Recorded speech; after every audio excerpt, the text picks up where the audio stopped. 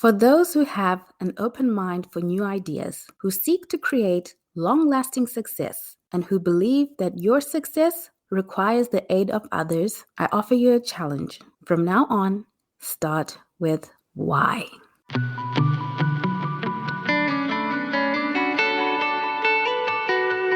Welcome to Reinventing Perspectives, our Leaders or Readers series, episode number 6. I cannot believe that we're 6 books in already. Wow. Well, for today's book, I already gave you a clue in that quote. Start with why. How Great Leaders Inspire Everyone to Take Action by Simon Sinek. If you are not living under a rock, you've heard of this book. And I know if you're listening, you definitely are not living under a rock. This has sold over 1 million copies. And Simon Sinek is a highly decorated speaker and a person who goes into organizations to help organizations discover their why again. So this is an absolute treat, especially for early entrepreneurs. Why? Okay, well, I'll tell you why. Simon Sinek says, knowing your why is foundational to building a business, is foundational to starting a movement, to spreading your thought leadership. So it doesn't matter what you are, a coach, a business strategist, a copywriter, whatever your business is. He says that you need to start with why. So let me give you some context to this. Simon Sinek says that a lot of us make the mistake of always leading with what we do, whether you're just an entrepreneur with a small business or whether this is a corporation. We all make the mistake of leading with what we do. And he says that's a huge missed opportunity when you begin with what you do. Whenever you start with what you do, you commoditize yourself. So let's take the example of us as early entrepreneurs. Say you're networking, and at any networking event, you might find 10 life coaches. In fact, if it's a life coaching networking event, everybody's a life coach. You might find 15 of whatever it is that you do. So whenever you're asked, well, what do you do? And you begin by telling them, well, I'm a life coach or I'm whatever you are. Now that person is literally drowning you out because there are 15 of you who've just said you're life coaches, or there are 20 of you who have just said you are, in my case, business strategists.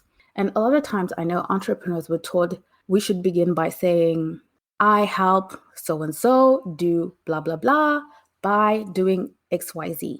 And that's sort of the intro that we've sort of been taught about how to express who we are, whether that's on social media or in person. Now, if you think about it, that once again is kind of commoditizing ourselves. We're just beginning with what it is that we do. And Simon Sinek says, tell people why you do what you do. Because when you talk about why you do what you do, that's the only way that you can inspire someone to take action. And he says, when you begin with what you do, then that person has turned you into, some people talk about it as being a coffee bean. You've just made yourself so undifferentiated from everybody else. And that doesn't inspire. When you want to sell and you've turned yourself into a what? Into a commodity. To the person that you're selling to, they're now just thinking, well, how can I get the most out of this for the cheapest? And for small businesses, that is a recipe for one, burnout, and it's a recipe for absolutely resenting your clients. You want to inspire people. And when you inspire people, Simon Sinek gives the example of Apple. And he says with Apple, think about it. Are Apple computers so much more better than other computers? Probably not. Are Apple computers or iPods or whatever it is that they're what, the products that they provide, are they significantly better than all the other products out there? No, probably not. Well, then why is it that they've developed this sort of cultish following for people who buy Apple products? Why are people willing to spend hours in the middle of the night in the freezing cold and in the rain waiting for the newest Apple product to come out? He says the reason is Apple has managed to clearly express their why. What is Apple's why?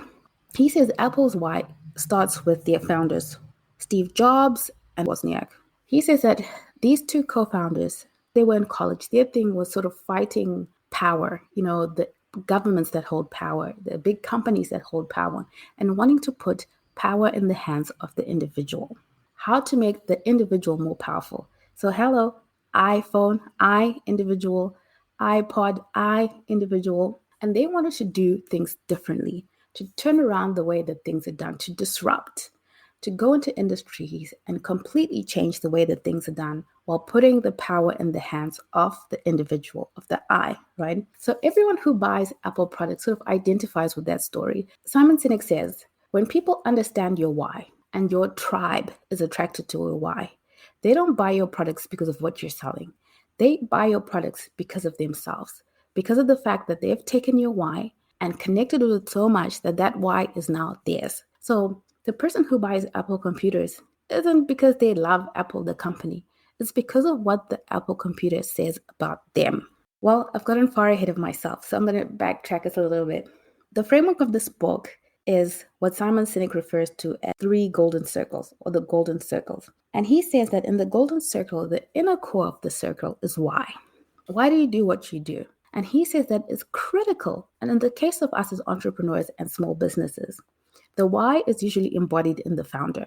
Your why for why you do what you do is going to be the DNA of your organization. That is going to be the why of your organization because you embody the why.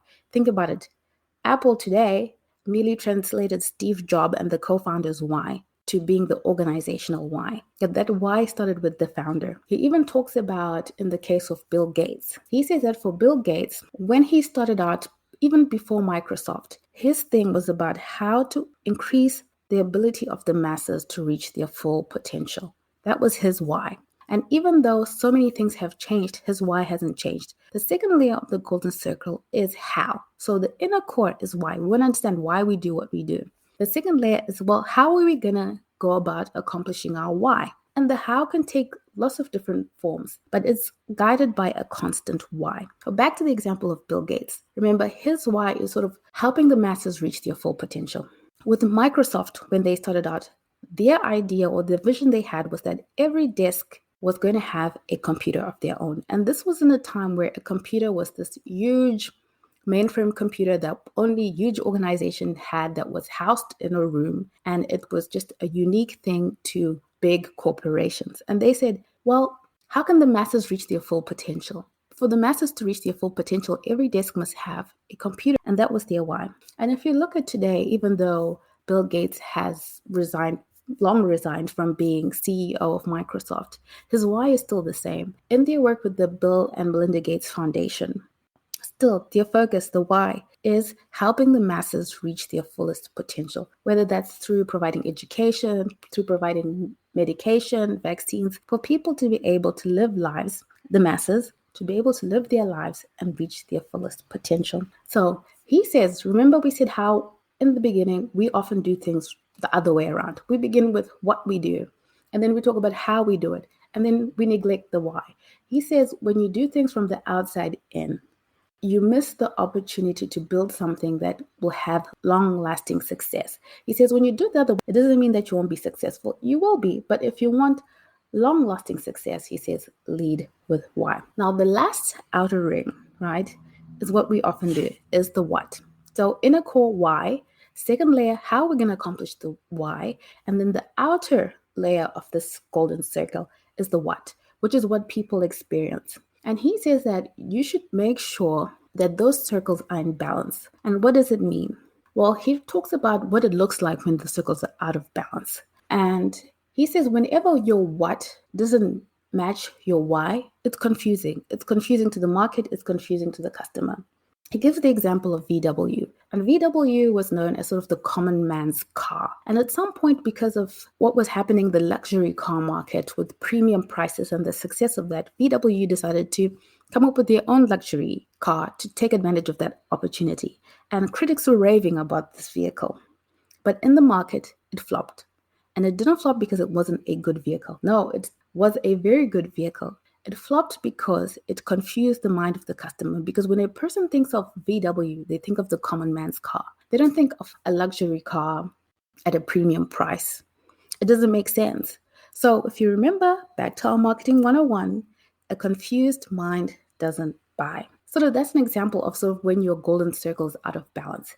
And for entrepreneurs, let's give a practical application. We have so many opportunities, to get into blockchain, to try and sell digital products, to try and sell courses, to do NFTs. There's so many opportunities in today's world of ways in which to increase your business, ways in which to make money. But he says, the question you should always ask yourself, knowing your why is a way of vetting opportunities.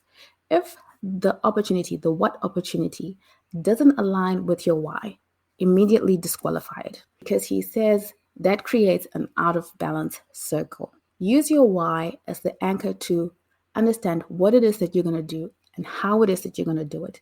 Because when that circle is in balance, you attract your tribe. Your tribe, remember, is interacting with the outer layer of the circle. You're not interacting with how you came up with the why or the processes and systems of the how. They're interacting with the final product, the outcome of the what. And when that what clearly expresses your why, your tribe will be attracted to what you do. And for small businesses, this is exactly what we want. We want our tribe to find us. And we want to over-deliver in what we say we're going to do to our tribe so that they become loyal customers and they spread the word about what we do. They connect with that why and they've made that why their own. Now, but people will say, well, does that mean that I can't take advantage of opportunities that come that don't align with my why? He also gives an example of Toyota. He says that after Toyota watched what happened with VW, they realized that for them, Toyotas, again, people associate Toyota with the everyday person. So for Toyota, he said, when they realized that creating a luxury car while you're trying to be the common man's car, it doesn't make sense. They created a different brand, the Lexus. And Lexus, their why, how, and what aligns with a luxury vehicle at premium prices. That makes sense to the customer. But for Toyota, that wouldn't make sense. So I just thought I should answer that because I'm sure that entrepreneurs, you'll be thinking, well, so shouldn't I take advantage of opportunities? Make sure that your golden circle is in balance because you want it to be clear who you are, why you do what you do, so you can attract the people who would love to take on your cause with you. Now, as entrepreneurs, as we go out there networking, remember, people are going to ask you, what do you do? Don't lead with what you do. Lead with why you do what you do, and then mention what you do.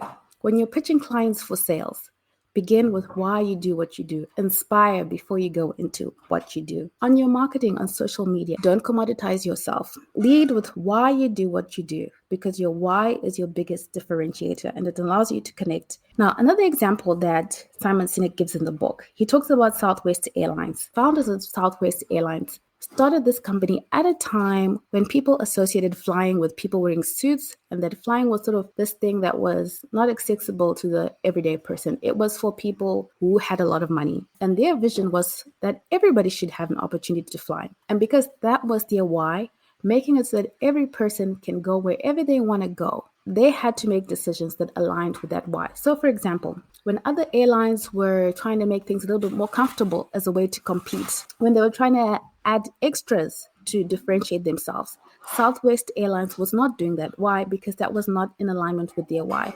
Their why is to make it as cheap as possible so that the everyday person can be able to fly. And the everyday person who understands why Southwest Airlines does what they do will always choose Southwest Airlines over other airlines because it's the airline that's fought for the common person to fly. If you find that you're getting tired of your business, Simon Sinek says, go back and understand if you've kind of gotten misaligned with your why. Because if you're aligned with your why, you inspire yourself, you inspire the people who work with you, inspire the people who work for you, and ultimately you inspire your final customer. Well, as always, there's a write-up on the website. It's free. It's for you. Go to www.reinventingperspectives.com, sign up and get that free write-up and begin to operate from your why. This is very, very powerful. This book has sold millions for a reason. Corporations are having trainings on this book for a reason. This is a massive differentiator that you can have in the market as an entrepreneur, as a small business. Understand your why, have clarity around your why, and communicate your why effectively. If you got any value out of today's episode, please do me two massive favors. One, please share it with someone that you know would benefit from this information. And secondly, please leave us a review in your podcast listening app. This will help us grow the show and get bigger and bigger guests that will benefit you even more. Thank you so much for that. I absolutely value your time.